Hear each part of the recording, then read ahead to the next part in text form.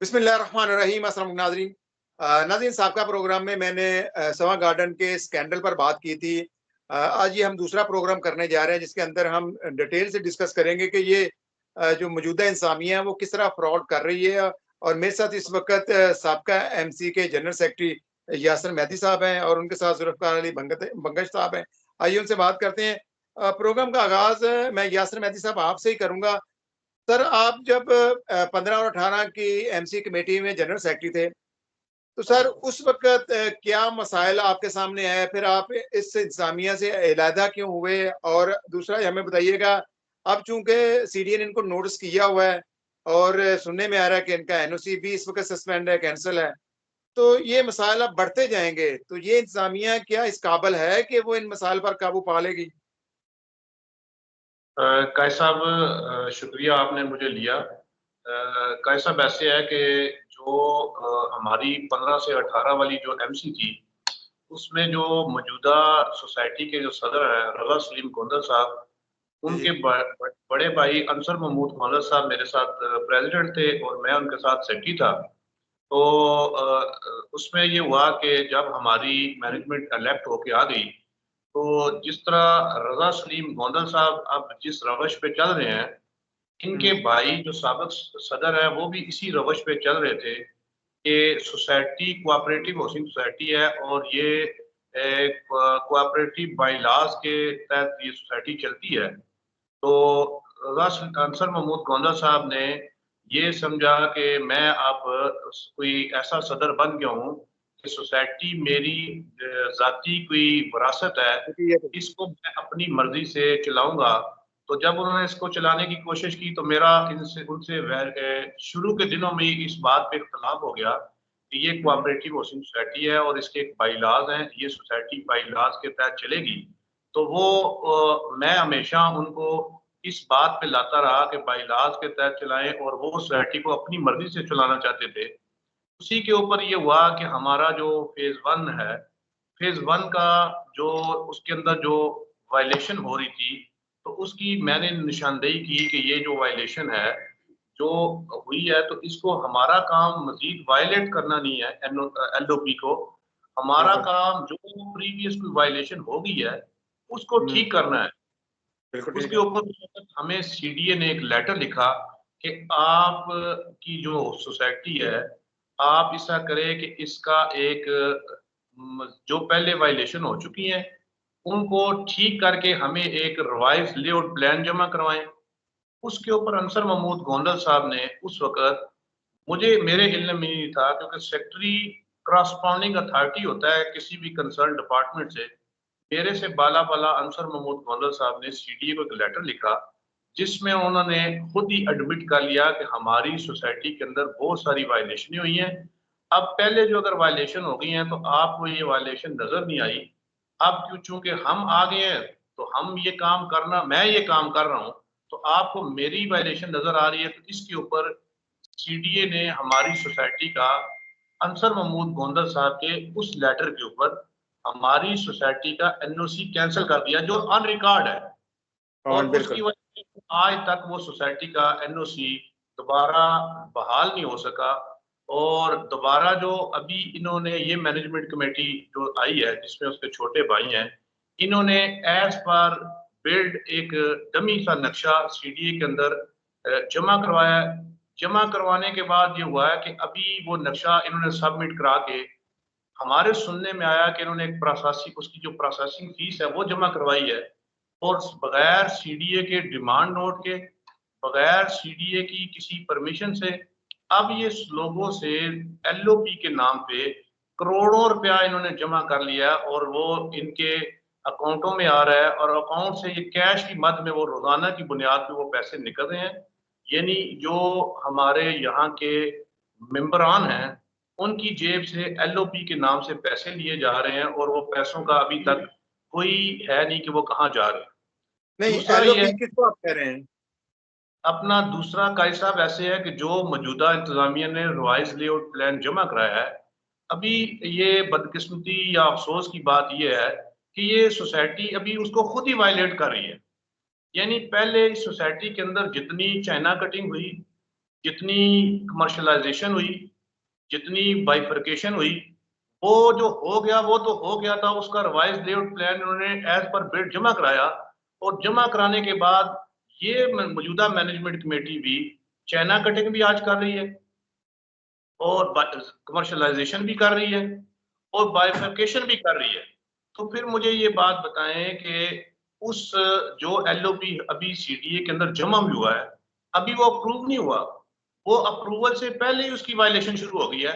तो वो सीडीए का जो मौजूदा इन्होंने खुद अपने हाथ से एज पर बिल्ड नक्शा जमा कराया है, वो कैसे पास हो जाएगा? तो मेरा उस वक्त आपने दूसरा सवाल किया कि मैं इनसे क्यों उस वक्त अलहदा हुआ।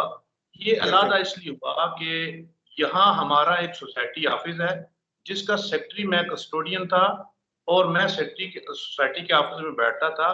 तो हमारे मोहतरम जो प्रेसिडेंट हैं, वो उस वक्त के, वो जिस तरह आज ना प्रेसिडेंट होते हुए भी अपने घर के अंदर बैठ के सोसाइटी का दफ्तर रन कर रहे हैं, उस वक्त वो सोसाइटी के सदर थे और अपने घर से बैठ के वो सोसाइटी के सारे मामलात को चलाते थे। जिसके ऊपर जब हमें ये हुआ कि ये अपने घर से कर रहे हैं, और फेज 2 जो हमारी एक बहुत बड़ा स्कैम है, जिसकी हमारी उस वक्त की मैनेजमेंट कमेटी में उस वक्त जो हमारे मेरे साथ सदर थे, उनके ऊपर एफआईए में 62 करोड़ पे करप्शन की एफआईआर भी हुई है।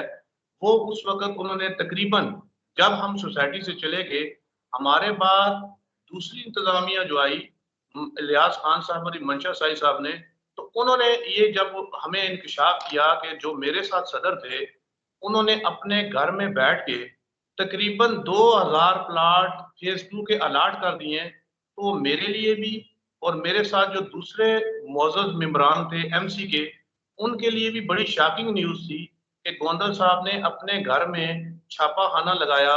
उसी में से वो फेज 2 के लेटर प्रिंट करते थे, उन्हीं लेटरों के ऊपर खुद साइन करते थे, साइन करके तो वो मार्केट में बेच देते थे। वो जो 2000 प्लाट बिका है, उसका ना तो सोसाइटी के अकाउंट में कोई पैसा आया, और ना अच्छा। ही उसकी कोई जमीन दी है। आपको बड़ा ये बात हुई कि हमारा फेज 2 था, वो 2005 के अंदर जो स्टार्ट हुआ था, उस वक्त तकरीबन 2200 कनाल जमीन खरीदी गई थी, और उसके 3500 मेंबर थे, जिनमें से लोगों ने रिफंड लिया।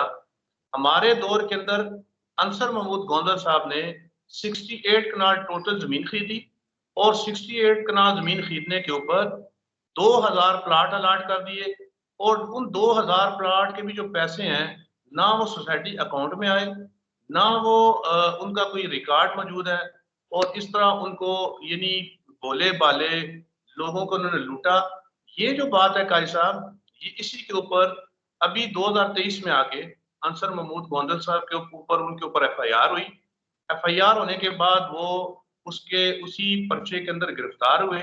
गिरफ्तार होने के तकरीबन कोई 2.5-3 माह के बाद हाई कोर्ट से उनकी बेल हुई, और अभी वो कोर्ट में अंदर उनके ऊपर वो जो करप्शन वाला मामला है, फेज 2 वाला, चले उसका ट्रायल चल रहा है। तो ये चले मैं मेरी चाह रहा वजह, हूँ, चले मेरे उनसे साथ ही रहिए। मैं अलावा। चाह रहा हूँ बंगश साहब को भी हम मौका दें। जुल्फकार, मंगेश साहब, मुझे बताइएगा कि आपको कितना अरसा हो गया सोसाइटी में रहते हुए, और क्या ये मसाइल इसी तरह जारी सारी थे कि दरमियान में कभी कोई बेहतरी भी आई है? बिस्मिल्लाहिर्रहमानिर्रहीम व फवीज़ अमरी अल्लाह। सबसे पहले तो बहुत शुक्रिया और तमाम साथियों को सलाम। काजी साहब, बेसिकली मैं तो बिल्कुल नया आया हूँ, तकरीबन 1 साल हो गया, लेकिन ये कहानियां सुन के मैं हैरान और परेशान हूँ कि एक ऐसी जगह पे मैं फंस गया हूँ, ये हम कहाँ आए हैं। और अच्छा। आप यकीन करें ये चीजें मुझे इतनी पिंच कर रहे हैं कि हम अपने घर का जो है, अपने घर का मामला जो है रोडों पे लेके आए, इतना मजबूर हो गए। हम्म। हालांकि यानी देखें, अपने घर के खिलाफ तो कोई बात नहीं करा, आप देखें हम नहीं मीडिया कर। पे भी बैठ के अपने घर के खिलाफ बात कर रहे हैं। हाँ, ये नौबत आपकी तो सोसाइटी, आपका घर है, इसको आपने संवारना है, इनके मसाइल आपने खुद हल करने हैं। हर मेंबर मालक है। सर यही मैं बता रहा हूं, हमारी जो है प्रॉपर्टी की डिवेल्युएशन हो रही है इन चीजों से, कोई इस तरफ आएगा ही नहीं। लेकिन हम्म। क्यों, वजह क्या है कि लोग इतने मजबूर हो गए कि अपने घर के झगड़ों को जो है बाहर लेके आ जाते हैं। कोई वजह होगी ना। मैं अपार्ट फ्रॉम दैट चैप्टर जो यासिर भाई ने डिस्कस किया, क्योंकि सियासत से कोई इतना वो नहीं हूँ, इधर के सियासत से, क्योंकि मैं तो बहरहाल जो मुशावरती कमेटी में मैं हूँ राजा साहब के साथ, बहुत चीजें मैंने सुन ली, मैं हैरान हो गया। लेकिन मैं वन पॉइंट जो इन चीजों से हट के, राजा साहब का जो इंटरव्यू हो गया, उसने जो बातें बताई, यासिर भाई ने जो बताई, आई एग्री विद देम। ठीक है। लेकिन इस सारी बुनियाद का जो जड़ है, वो रजिस्ट्रार है, वो डीसी है, वो सीडीए हाँ, चेयरमैन है, वो है, सर यही मैं आपकी बात से इत्तेफाक कर रहा हूँ। ये हमारे महकमे, ये इदारे अगर अपनी ईमानदारी से ड्यूटी दें तो यकीन जाने किसी को जरूरत ना हो करप्शन करने की। अब मुझे बताएं, वो मुनाल जैसा रेस्टोरेंट बना हुआ ऊपर टॉप के ऊपर, वो जब गिराने पे आए तो उसका मलियामेट कर दिया, और जब जी इतनी सर, वायलेशन पूरे इस्लामाबाद में हो रही है उसके ऊपर आंखें बंद की हुई हैं। तो यहाँ पर ये गवर्नमेंट का यही है कि जहाँ गौर आ जाए। मुझे बताएं इस वक्त पार्क्स की क्या सूरत हाल है, कितने पार्क्स हैं टोटल और कितने कितने बड़े साइज के हैं, और वहां पर सहूलियात क्या हैं? ऐसा भी आप मुझसे सवाल किया, ये बंगर साहब से पूछ रहे हैं? पंडित साहब से पूछ लेता हूँ, फिर आपसे जरा इंतजामी मूड पे बात कर लेते हैं, ये मुझे बता देते हैं। सर मैं हमारे माजरत चाहता हूँ। मैं एक बहुत जो है एक पोश एरिया में रह रहा हूँ, मुझे वो पार्क्स नजर ही नहीं आ रहे हैं, क्योंकि मैं रिवर बैंक रोड पे जो है रह रहा हूँ। पूरे इस्लामाबाद को जो है लोग जो है यहाँ विजिट करने आते हैं, बहुत बेहतरीन इलाका है। कभी आपको भी मैं सॉरी, मैंने उसका जो है वो वीडियो आपको नहीं देखा, कि वो वीडियो मैं आपको भेज देता, ताकि पूरे नहीं, मुल्क के वो जो है। आपने मुझे व्हाट्सएप करनी है, हम इस वीडियो के दरमियान प्रोग्राम में वो चलाएंगे। जी जी जी, कैसा वो वीडियो में, तो इसलिए पार्क का जो है, पार्क मेरे सामने कुछ है ही नहीं, मैं जिस उस पे रह रहा हूँ, पार्क की कोई हैसियत नहीं। वो यासिर भाई या राजा साहब पार्क बताएंगे खत्म कर आगे। दिया गया, यह पार्क है लेकिन उसकी उसके अंदर ग्रीनरी नहीं है, उसके अंदर कोई वॉकिंग के लिए या झूले वगैरह या दरख्त नहीं लगे हुए। भाई साहब, मैं आपको सर कैसा साहब ऐसे है कि हमारी हाउसिंग सोसाइटी जो है वो उसके तकरीबन जो है जी 9 ब्लॉक्स हैं। 9 अच्छा, ब्लॉक्स के अंदर, हर ब्लॉक के अंदर कितने छोटे कनाल लैंड है छोटे, टोटल, फेज 1 फेज 2? ये हमारा जो फेज 1 है तकरीबन ये 5000 कनाल के ऊपर है। इसी तरह जो हमारा फेज 2 है वो तकरीबन 2200 कनाल के ऊपर है। तो ओके, हमारे जो मतलब फेज ये 1 सात 7,000 से ऊपर कनाल का है, तो बहुत बड़ा टाउन है सर। मुझे भी कल जब मैंने प्रोग्राम किया था साहब का, उसके अंदर मुझे बहुत से लोगों ने पूछा कि हमारी पेमेंटें भी जा चुकी हैं तो हमें कब्जा पोजीशन नहीं दिया गया। इसके ऊपर भी जरा थोड़ा सा डिटेल से बताइएगा। पहले आप अपनी बात मुकम्मल कर लें, फिर इस सवाल का जवाब दीजिए। भाई साहब, जो पेमेंटें उनकी आई हैं और उनको कब्जा नहीं दिया, ये जो लोगों ने सवाल किया वो फेज 1 के थे या फेज 2 के थे? ये मुझे नहीं श्योर, मैंने क्योंकि उनसे क्रॉस नहीं पूछा, मैं भी पहले बहुत तो लोग आपने हैं भाई आगे साहब, सेल कर। पहले आपने सवाल किया कि यहाँ जो पार्क्स हैं, कायद साहब ऐसे है कि हमारे हर ब्लॉक के अंदर फैमिली पार्क्स हैं। हर ब्लॉक के सेंटर में फैमिली पार्क मौजूद हैं, जहाँ बच्चों के खेलने की जगह, बच्चों के झूले और जो लेडीज हैं उनकी वॉक करने की जगह वो हमारे मौजूद हैं, जगह मौजूद हैं। मगर ठीक है। बदकिस्मती से ऐसी है कि जो हमारी मौजूदा मैनेजमेंट कमेटी है वो लोगों की फलाह बहबूद के ऊपर या लोगों की जो जेन्युइन जो ज़रूरियात है, वो अगर पूरी हों, उनके ऊपर उनकी तवज्जो नहीं है। हमारी मैनेजमेंट कमेटी ने 2 पार्क ओके ओके, बनाए मैं जो आपकी बात को समझ गया हूँ। जब पानी जैसी बुनियादी सहूलत नहीं है, बिजली जैसी बुनियादी सहूलत नहीं है, तो फिर बाकी बेमैनी हो जाती है। अभी मुझे बताया, मैंने वो वीडियोस देखी कि रोड कारपेट करके बता रहे हैं, और इसके अलावा मेन एंट्रेंस को थोड़ा सा खूबसूरत कर दिया। तो यहाँ पर तो अगर देखा जाए तो जिस रिहायशी को बुनियादी सहूलत नहीं मिल रही, तो उसके लिए पार्क तो बात सेकेंडरी हो जाता है। कायद साहब, मैं वही बात करने लगा था कि हमारे जो सोसाइटी की 2 एंट्रेंसें हैं, उन दोनों एंट्रेंसों के बाईं तरफ मैनेजमेंट कमेटी ने पार्क्स बनाए हैं जो सीडीए की जगह पे है, क्योंकि वो लोगों को आते जाते नजर आते हैं। इसी तरह 2 गेट खूबसूरत बनाए हैं जो लोगों को नजर आते हैं। और मैं बात समझ गया कि जो ब्लॉक्स के अंदर पार्क्स हैं वो। इनकी तवज्जो कॉस्मेटिक्स के ऊपर है, इनकी तवज्जो दिखावे के ऊपर है कि जो कॉस्मेटिक दिखावा किया जाए और लोगों की वाह-वाह करके, ये दिखावा करके फेज़ 2 की जेली फाइलें बना के अपने घर में छापाखाना लगा के और उनको प्लॉट दिए जाएँ और प्लॉट बेचे जाएँ और माल बनाया जाए। इनकी तवज्जो उसके ऊपर है, इनकी तवज्जो लोगों की म्युनिसिपैलिटी के ऊपर नहीं है। इनकी तवज्जो पानी के ऊपर नहीं है, इनकी तवज्जो बिजली यही आपसे पूछना चाह रहा था कि के ऊपर नहीं है, इनकी तवज्जो जो है वो। सर मैं यही पूछना चाह रहा हूँ कि देखें, मैं ये पूछना चाह रहा हूँ कि आपके एक मंथली चार्जेस होते हैं हर सोसाइटी के, वो फी घर कितनी वसूल किए जाती है, कितनी अमाउंट ली जाती है और उसके बदले में क्या सहूलियत दी जा रही है? भाई साहब, जो मंथली चार्जेस है ना जी, सोसाइटी मैंने आपको पहले भी बताया कि कोई भी कोऑपरेटिव सोसाइटी बाई लॉज के मुताबिक चलती है, और बाई लॉज में ऐसे है कि उसका मंथली चार्जेस लोगों से कितने लेने हैं, उस जो चार्जेस लेने होते हैं वो सोसाइटी उसका रेजोल्यूशन बनाती है और उसको फिर एजीएम के अंदर लेके जाती है, जनरल पार्टी मीटिंग उसकी लेती है। और शॉर्ट कर लेना, टाइम शॉर्ट है, मैं पूछना चाह रहा हूँ कितनी अमाउंट दे रहे हैं इस टाइम फी एक घर? अमाउंट सुने, अमाउंट ये है कि यहाँ फिक्स अमाउंट तो है कोई नहीं, यहाँ तो जो इनकी मर्जी में आता है, जितना आता है उतना नोटिस लिख के लोगों को भेज देते हैं कि भाई आपको हमारी मर्जी के मुताबिक कितने पैसे दिए जाएं, जितने पैसे लाखों में, करोड़ों में, हजारों में ये लेते हैं। और सहूलियात का ये है कि यहाँ पानी की मेरा सवाल फिर वही आ जाएगा, इस वक्त तो कोई ना कोई दे रहे हैं ना, तो कम से कम कितना है? 5,000, 2,000, 3,000 कितना दे रहे हैं? ये ऐसे है कि कम से कम जो है 3,000 रुपया तो वो रेगुलर जो है वो घर का बनता है, मगर ये 3,000 नहीं है। इनका दिल करता है तो 6,000 कर देते हैं, इनका दिल करता है तो लोगों को 20,000 कर देते हैं, इनका दिल करता है तो 40,000 कर देते हैं। ये बेजा टैक्सेस किस बुनियाद पर लेते हैं? देखिए लोग कैसे पे कर सकते हैं, जिसने पता है मुझे मेरी सोसाइटी में सबको पता जी ये 3,000 रुपया हमने देना है, तो इसके ऊपर कोई बहस नहीं होती, इसके ऊपर कोई नहीं। जब किसी को ज्यादा मांगेंगे तो इनकार कर देगा। काजी साहब, यहाँ बड़े पढ़े लिखे लोग इस सोसाइटी के अंदर रहते हैं और बड़े शुरफा लोग यहाँ रहते हैं, मोअज़्ज़ज़ लोग रहते हैं, और ये जो है ये नोटिस भेज के साथ फोन के ऊपर धमकियां देते हैं, बदमाशी करते हैं। ये यहाँ इस सोसाइटी में चार्जेस नहीं लिए जाते, इस सोसाइटी के अंदर बदला लिया जाता है। तो ये ना यहाँ फैसिलिटी पानी दी जाती है, ना यहाँ सफाई सुथराई की इन इंतजाम में अगर देखा जाए तो ये गुंडागर्दी है, बदमाशी है ना, इसके ऊपर फिर इंतजामिया के ऊपर रियाशी जो है वो कार्रवाई क्यों नहीं करते? महकमे हैं, सरकारी महकमे हैं, FIR दर्ज कराएं, मुकदमात करें, कोर्ट्स में जाएं, और बहुत से प्लेटफॉर्म्स हैं, मीडिया पर आए। काजी साहब, ऐसे है कि ये गुंडागर्दी तो आम है। अब जो रैशी हैं उन्होंने वहाँ सर्कल रजिस्ट्रार ऑफिस में दरखास्त दी, उस दरखास्त के ऊपर इनको शोकॉज हुआ और रूल 48 के तहत इनको शोकॉज हुआ कि इनकी पुअर मैनेजमेंट और इनकी करप्शन के ऊपर इनको घर भेजा जाए।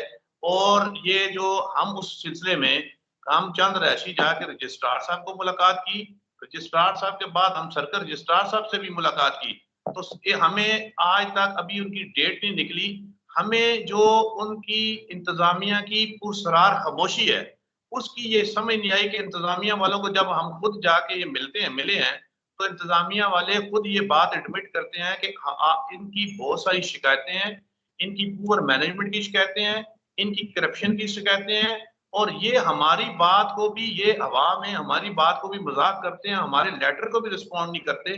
शोकाज के अंदर भी उन्होंने लिखा हुआ है, जब हमने उनको कहा कि ये आपकी बात भी नहीं मानते, ये हमारी बात भी नहीं मानते, तो फिर आपके पास एक कानून का डंडा है, एक कानून है, आप उसको क्यों नहीं चलाते?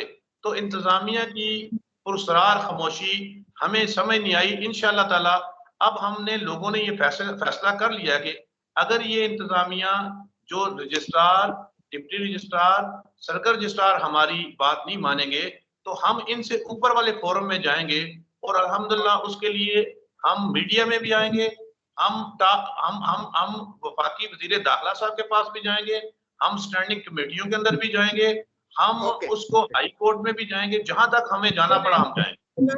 ये पब्लिक इंटरेस्ट का मामला है। बंगश साहब क्या समझते हैं? जो अभी सुनने में आ रहा था, इस तरह जो सदर हैं उनके ऊपर कातिलाना हमला भी हुआ था, तो ये किस बुनियाद के ऊपर हुआ था? और ये जो इस टाइम इंतजामिया बैठी हुई है वो इतनी ताकतवर कैसे बन गई है कि वो आपसे ही पैसे लेकर इस वक्त तमाम इदारों को और इंतजामिया को कंट्रोल किए हुए हैं? सर वो तो खैर उसका पर्सनल मैटर है, मैं उसमें वो नहीं करता, वो उनका कोई लेन देन का कोई तनाजा था। तो वो दुश्मनी है उनकी, उस पर मैं बात नहीं करता। जाति को दुश्मनी है, ठीक है। प्लाट का कोई जो है, प्लाट्सों का कोई चक्कर जो मैंने सुना है, क्योंकि सर उस वक्त मैं यहाँ पे नहीं था। जो दूसरी जो आप हम बात की कि सर ये बावजूद इसके कि सबको पता है ये करप्शन भी कर रहे हैं, ओपन कर रहे हैं, बदमाशी भी कर रहे हैं, ये फिर इतने ताकतवर कैसे हैं? सर सबसे पहली बड़ी खराबी जो है हमारी है, जो मैं बैठा हूँ या सर मेहदी भाई बैठे हैं। देखें मैं फिर उसी अपने उस पे आ रहा हूँ, एलाइड चार्जेस कितने होंगे? चले से एवरेज हम 5000 लगा देते हैं, सबसे 5000 ले रहे हैं, ठीक है। और ये एक और काम भी उन लोगों ने शुरू किया, खैर वो तो बता ही है, वो गेट पे जो है पर गाड़ी जो है 100 रुपए ले रहे हैं, ठीक है। उसका लमसम, खैर वो तो 3,25,000 इन्होंने किए, वैसे पैसे बहुत ज्यादा इकट्ठे हो रहे हैं।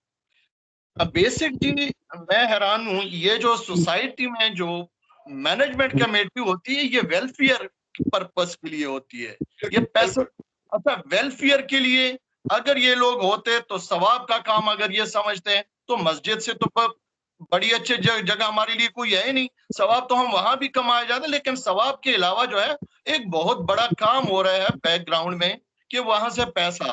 लेकिन सर फिर मैं वही उस बात की तरफ आ जाता हूँ, आया ये सोसाइटी पाकिस्तान का इलाका नहीं है, यह इलाका गैर में है। इधर से अभी जो है ये मुस्लिम लीग की बात, यहाँ जो अभी एमएनए है खुर्रम शहजाद, उसने इस सोसाइटी से वोट नहीं लिए जो एमएनए सिटिंग एमएनए है, उसको इतनी तौफीक नहीं हुई कि वो इधर जो है एक विजिट करें। कल को जो है यासिर मेहदी भाई भी जो है मुस्लिम लीग के टिकट पे खड़े होंगे, मुझे पता है, क्योंकि माशाल्लाह इन लोगों का अपना बैकग्राउंड है सियासी। बेसिक चीज जो है ना, बेसिक चीज वो यही है, ये करप्शन सोसाइटी में इतना नहीं करते, सोसाइटी के नाम पे कर रहे हैं। सोसाइटी का जो है इनकम क्या होगा, क्या बजट होगा? बेसिकली एक वो अपने इमेज को रखने के लिए ये, यानी ये जो इनकी सीट्स हैं इनको यूज करवाने के लिए ये करें। लेकिन फिर मैं उसी बात पे आ जाता हूं कि हमारा जो मुजरिम है, इस रहायशी इन रहायशियों का जो मुजरिम है, वो यहाँ का सीडीए चेयरमैन है, वो डीसी है, वो रजिस्ट्रार है, वो एसी है। अभी जो है जी ये जो सैलाब की तरह इस इन बारिशों में सैलाब आ रहा था, सैलाब, बिल्कुल एसी साहब आ गए, एसी साहब सर 5 मिनट में उसने ऑर्डर किया ये नाले को खोल दे, वो आ गए, शावल मावल आ गए, सारा वो घेर दिया। 2 महीने तक जो है लोगों की गाड़ियां बाहर रोडों पे खड़ी रही, वो सिर्फ 10 मिनट के लिए आए। आया वो दोबारा अब नहीं आ सकते कि वो चेक करें कि नाला बंद भी गया है या नहीं। बेसिक चीज ऊपर से भी होता है, ये कराची में भी होता है, जब बारिश होती है तो उस वक्त बहुत ज्यादा पानी इकट्ठा हो जाता है, तो फिर इंतजामिया मुतहरक हो जाती है, वो पानी का हमने निकालने का इंतजाम कर दिया। बहरहाल आखिरी 2 मिनट है, मुझे जरा बताइएगा सर, इस वक्त आपके मुतालबात किससे हैं और आपको इस मसले का हल कहीं ना कहीं दिखाई देता है कि कौन करेगा? सर बिल्कुल, मैं सर वाज़े दो लफ्ज बताऊं। सबसे पहले जो हमारे रहायशी है सारे वेल एजुकेटेड लोग हैं और सारे बहुत अच्छे ओहदों से, लेकिन जो मरे हुए हैं सारे, इनको जागना होगा। अभी इलेक्शन आ रहे हैं, चाहे जो भी हो, अच्छे लोगों को सिलेक्ट करेंगे, इलेक्ट करेंगे। अच्छा पहले जनरल बॉडी में, ये जनरल बॉडी तो ये बुलाते नहीं, मैं आया हूं 2 साल में, इन लोगों ने जनरल बॉडी नहीं बुलाई, मेरे ख्याल में एनुअली जो है जनरल बॉडी की मीटिंग बुलाई जाती है, ठीक है।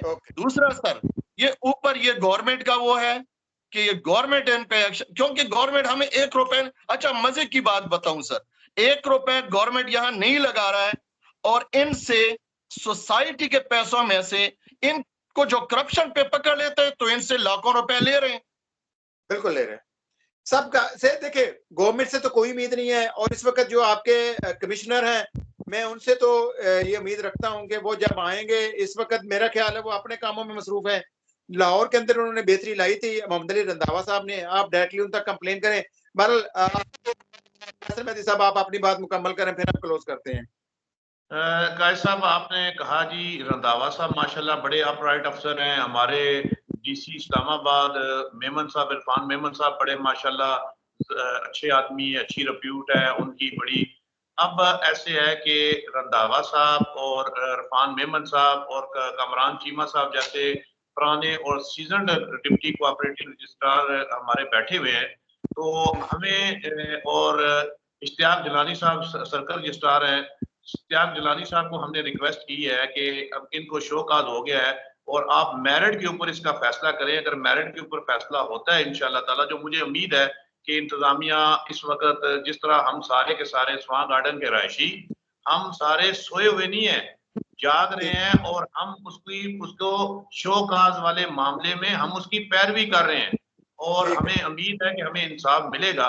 अगर हमें इंसाफ ना मिला तो फिर हम चीफ कमिश्नर साहब के ऊपर इंटीरियर मिनिस्टर साहब मोहसिन नकवी साहब हैं और मोहसिन नकवी साहब के ऊपर जिस तरह हमारे भाई ने कहा राजा खुरम शहजाद साहब खुरम साहब जो है वो स्टैंडिंग कमेटी के चेयरमैन है और ऊपर सेनेट की स्टैंडिंग कमेटी है, फिर नेशनल असेंबली है, फिर हम जिस फोरम पर भी जाना पड़ा तो हम इंशाल्लाह ताला जाएंगे अपना हक लेने के लिए।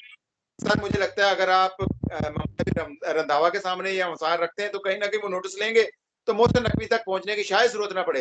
लेकिन जो मुझे लग रहा है इस वक्त ये मसाइल दिन ब दिन बढ़ते जाएंगे, क्योंकि इंतजामिया से मैं समझता हूँ उनकी नाअहली नहीं है, उनकी मिली भगत है इदारों के साथ जिसकी बुनियाद के ऊपर वो नजायज करवा रहे हैं, करप्शन कर रहे हैं और नजायज कमर्शलाइजेशन करवा रहे हैं। तो इस वजह से वैसे तो लाहौर इस्लामाबाद पूरे का ही बेड़ा गर्क हो चुका है, लेकिन अगर इस तरह तवज्जो ना दी गई तो फिर आप ये समझते हैं आपकी जितने सराउंडिंग में इस्लामाबाद के टाउन्स बने हुए हैं वो इसी तरह ही नजायज कमर्शलाइजेशन करते रहेंगे तो इन रोड्स के ऊपर गुजरना मुश्किल हो जाएगा और फिर लोग फिर ऐसे ही है जिस तरह आपके सामने लोग तंग आ जाएंगे और फिर एहतजाज होते रहेंगे। बहरहाल आप दोनों मेहमानों का शुक्रिया। इस मसले का हल नहीं होता तो फिर हम एक आधा प्रोग्राम और जरूर रखेंगे और हम इन्हीं मसाइल के ऊपर डिस्कशन करेंगे, क्योंकि ये मसाइल एक दो दिन में हल होने वाला नहीं है, क्योंकि इसके पीछे मैं समझता हूँ कि कई साल की ये उनकी मेहनत है इंतजामिया की कि तब जाके इतनी बने हैं। तो बहरहाल नाज़रीन आपका प्रोग्राम देखने का शुक्रिया, फीडबैक